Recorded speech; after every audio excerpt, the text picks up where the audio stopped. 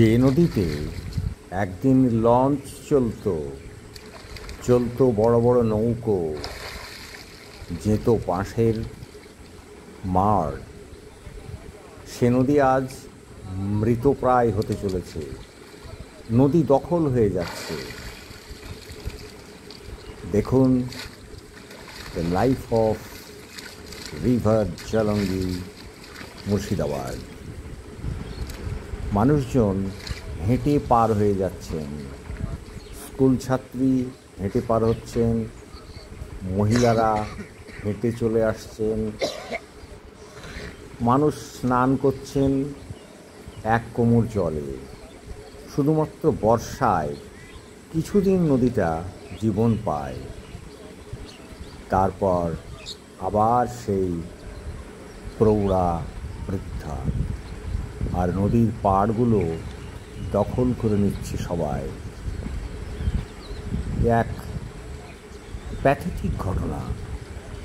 এইভাবে কি নদীগুলো সব হারিয়ে যাবে পশ্চিমবঙ্গ থেকে? নদীগুলোর কোনো ড্রেজিং হবে না? নদী ফিরে পাবে না তার পুনর্জীবন? এই নদী কত মানুষের জীবিকা নির্বাহ করতে পারে, আজকে তা সমাজ বিরোধীদের দখলে চলে যাচ্ছে। তারা নিজের ইচ্ছে মতো এখান থেকে মাটি তুলছে, বালি তুলছে আর বিক্রি করছে। এ বড় মর্মান্তিক দৃশ্য। এইভাবে প্রকৃতি যদি চুরি হয়ে যায়, নদী যদি হারিয়ে যায়, তাহলে মানব জীবন কেমনভাবে টিকবে? আমরা আর কত কৃত্রিম হব? আমরা আর কত সভ্যতার মুখ দেখব? আসুন আমরা সবাই মিলে এই ভিডিওটি দেখি।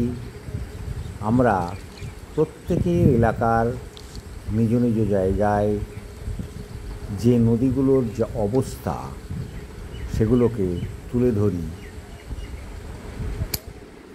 তাদের বাঁচানোর চেষ্টা করি, যাতে এগুলো প্রশাসকের কানে যায় এবং তারা আগ্রহী হন নদীগুলোকে ড্রেজিং করার জন্য।